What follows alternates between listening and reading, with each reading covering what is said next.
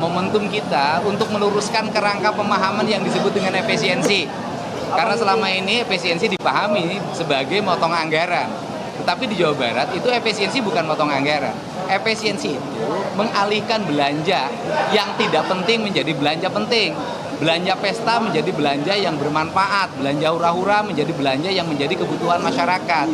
Saya misalnya dalam waktu 1 bulan sudah melakukan pengelolaan keuangan dengan realokasi dengan tim transisi yang dibentuk oleh Pemprov Jabar. Saya sendiri tidak membentuk tim transisi. Dan tim transisi Pemprov Jabar terdiri dari 11 orang, diketuai oleh orang bernama Deddy Mulyadi, dan rata-rata pejabat eselon 3, bukan eselon 2. Dari penghitungan pembiayaan anggaran, kami mendapatkan mata anggaran yang dirubah dari belanja tidak penting menjadi belanja penting itu, dari belanja hura-hura menjadi belanja yang bermanfaat, itu per tadi malam itu bisa mencapai 5,5 triliun. Dan kita berharap bisa mencapai angka 6 triliun dalam waktu 2 hari ke depan sambil mengikuti kegiatan retreat di Magelang. Dari anggaran tersebut, kami akan merubahnya menjadi apa? 1. Belanja ruang kelas baru sekolah SMA di Jawa Barat dari angka 60 miliar kami rubah menjadi 1,2 triliun. Yaitu membangun 3.333 ruang kelas baru, membangun sekolah baru. Kemudian juga kita ingin juga membebaskan tanah-tanah untuk pembangunan sekolah di Jawa Barat dalam 2 tahun ke depan. Karena kebutuhan masyarakat Jawa Barat untuk sekolah, ruang kelasnya disiapkan oleh pemerintah provinsi 4,2 triliun. Dan itu akan kami capai dalam waktu 2 tahun, 2026 dan 2027. Yang kedua, merubah belanja infrastruktur jalan dari 600 miliar dirubah menjadi 2,4 triliun. Karena tidak mungkin investasi berkembang kalau infrastrukturnya tidak memadai. Kemudian juga kami merubah belanja listrik untuk warga miskin, yaitu membuat satuan sambungan untuk warga miskin, karena Jawa Barat hampir 200.000 rakyatnya tidak punya listrik. Anggarannya dari 20 miliar kami rubah menjadi 350 miliar. Kemudian kami ingin menyelesaikan kemiskinan dengan merenovasi rumah warga miskin dengan angka 40-50 juta per unit rumah. Maka angka belanjanya dari 20 miliar berubah menjadi insyaallah mencapai 120 miliar.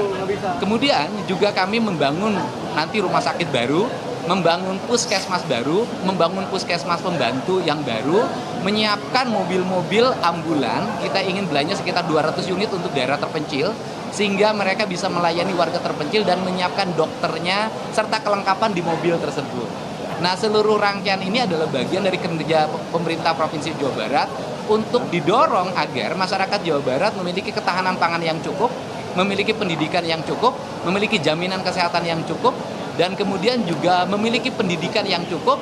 Dan yang paling utama, kami juga membaca fenomena tentang oknum ormas mengganggu investasi. Kami menyiapkan pembiayaan untuk melindungi para pengusaha, untuk menyiapkan biaya keamanan dengan istilah operasi Jabar Manunggal, yaitu mendorong perusahaan-perusahaan untuk kami dampingi agar tidak terganggu oleh oknum-oknum ormas, dari mulai pembebasan tanah, minta jatah ketika pembangunan, minta jatah ketika rekrutmen tenaga kerja melalui percalonan tenaga kerja, minta jatah produksi limbah ketika perusahaan berproduksi, dan itu selalu menjadi konflik di kawasan industri di Jawa Barat.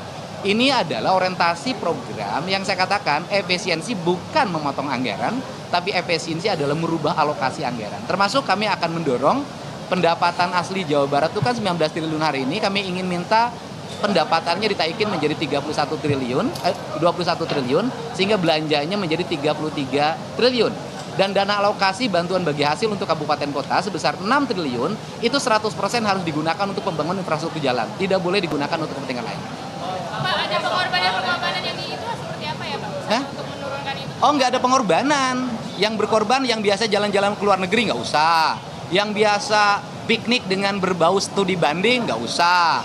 Yang biasa seminar-seminar nggak usah. Itu aja untuk memenuhi kebutuhan dasar warga Jawa Barat. Karena kegiatan seperti itu berpuluh-puluh tahun tidak menghasilkan apapun kecuali SPJ.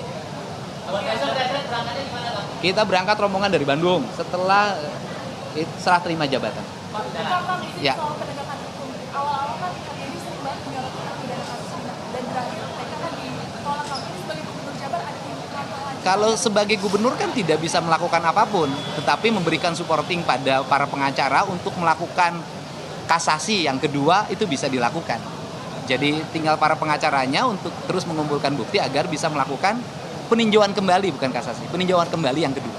Pak izin Pak, selain tadi seminar dan lain-lain, ada nggak sih Pak Gubernur Jabar untuk anggaran yang aneh-aneh gitu? Ada, misalnya gini, bantuan untuk membangun ruang kelas baru 60 miliar, tapi beli alat komunikasi, telekomunikasi sekolah 730 miliar. Itu kan aneh gitu. Kelasnya belum ada, perangkat digitalnya disiapin gitu. Aplikasi-aplikasi kita mulai hapuskan kalau itu memang tidak bermanfaat bagi kepentingan publik. Itu yang dilakukan oleh kita.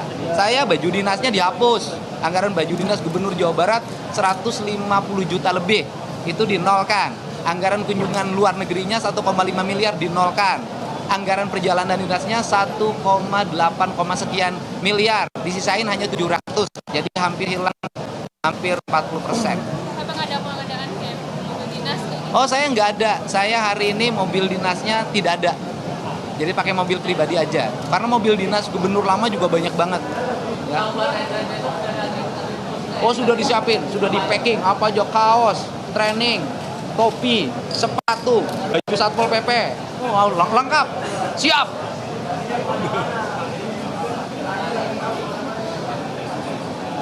Oh iya, kan ya gini, yang tidak diterima ya, tapi Bu Susi minta tidak ada honor.